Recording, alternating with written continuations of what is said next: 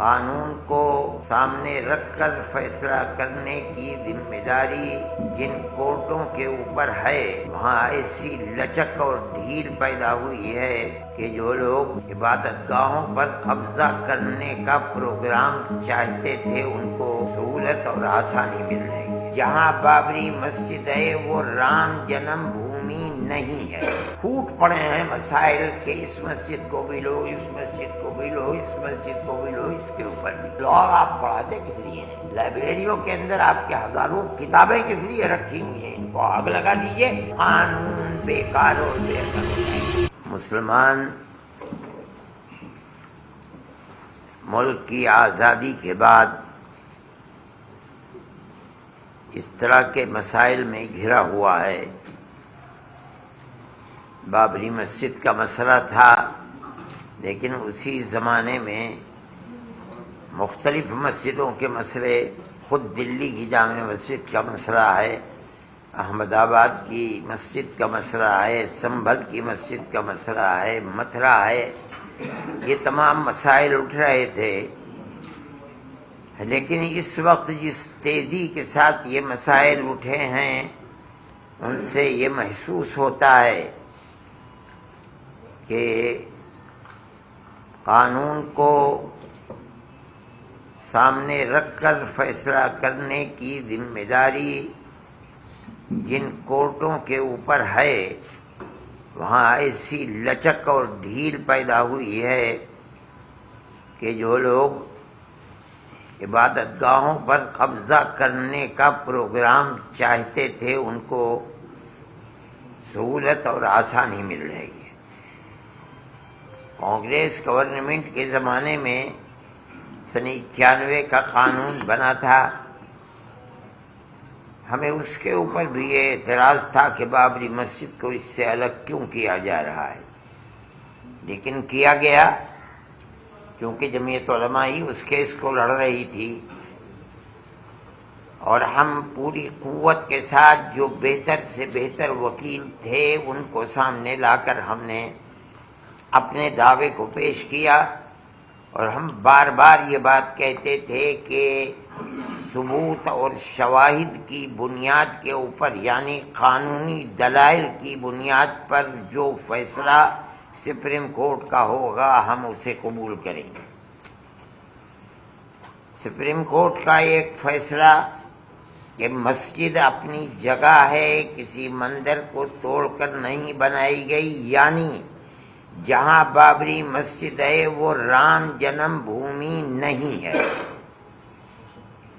یہ فیصلہ کورٹ نے دے دیا سپریم کورٹ میں۔ یہ دلیل تھی، سروے ہوا تھا، سروے سے ثابت ہوا کہ یہاں کوئی دوسری عمارت نہیں تھی۔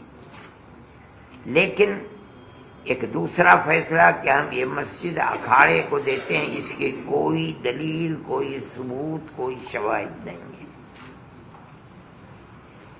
سپریم کورٹ کے اس فیصلے نے، آپ خود دنیا کو دیکھیں، ملک کو دیکھیں، اس فیصلے نے کہ ہم عقیدت کی بنیاد پر اس مسجد کو توڑوا کر کے ہم اکھاڑے کو دیتے ہیں، اس نے جو راستہ دکھلایا ہے، اس راستے دکھلانے کے بعد پھوٹ پڑے ہیں مسائل کہ اس مسجد کو بھی لو، اس مسجد کو بھی لو، اس مسجد کو بھی لو، اس کے اوپر بھی۔ اس کا مطلب ہے کہ قانون کے راستے کے اوپر چلنا جو کورٹ کا امتیاز تھا، صرف بابری مسجد کے فیصلے نے ایک راستہ دکھلایا کہ نہیں، ان تمام قوانین اور قواعد کی لائبریریوں کو، ان کے کتابوں کو آگ لگاؤ، کوئی چیز نہیں ہے۔ فیصلے مذہب کے اندر جو بھی ہوں گے وہ عقیدے کی بنیاد کے اوپر ہوں گے، عقیدت مندی کی بنیاد پر ہوں گے، تو ملک کیسے چلے گا؟ یہ تو ایک تصور یہ دیا جا رہا ہے کہ جہاں بھی اکثریت اس ملک کے اندر اپنی عقیدت کی بنیاد کے اوپر کسی مسئلے کو لائے گی، وہاں حقیقت اور ثبوت و شواہد کو نہیں دیکھا جائے گا، بلکہ وہاں یہ دیکھا جائے گا کہ اکثریت کی عقیدت مندی کیا چاہتی ہے، جو چاہتی ہے اس کو پیش کر دیا جائے گا تو ملک کیسے چلے گا؟ یہ ایک بات ہے سوچنے کی۔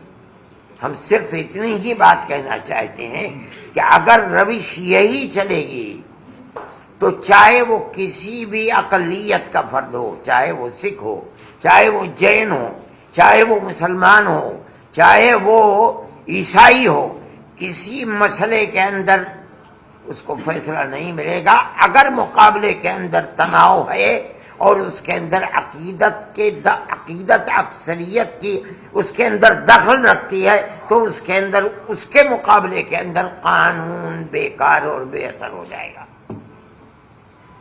یہ بات میں ہی نہیں کہہ رہا ہوں، سمجھدار اور بڑے بڑے وکلاء یہ بات کہہ رہے ہیں کہ اس فیصلے نے بابری مسجد کے جو راستہ کھولا ہے کہ عقیدت کی بنیاد جب کبھی مقابلہ ہوگا تو قانون اس کے مقابلے کے اندر ہیج ہو جائے گا۔ تو بھائی لا آپ پڑھاتے کس لیے ہیں؟ لائبریریوں کے اندر آپ کے ہزاروں کتابیں کس لیے رکھی ہوئی ہیں؟ ان کو آگ لگا دیجئے۔ یہی مسئلہ ہے۔ یہ ملک کا میں سمجھتا ہوں بہت بڑا المیہ ہے کہ اس ملک کے اندر آج مسلمان یہ کہہ رہا ہے کہ مسئلے کی بنیاد لوور کورٹ سے لے کر سپریم کورٹ تک عقیدت کے اوپر ہے، قانون کے اوپر نہیں ہے۔ میں اس کو بہت بڑا المیہ سمجھتا ہوں اور ایک یہ داہیہ ہے، بڑا مسئلہ ہے۔ اس مسئلے کو سوچنا چاہیے اور جن لوگوں کے ہاتھ میں ملک کی باگڈور ہے انہیں سمجھنا چاہیے کہ مسئلے ملک کو کدھر لے کر کے چلنا ہے۔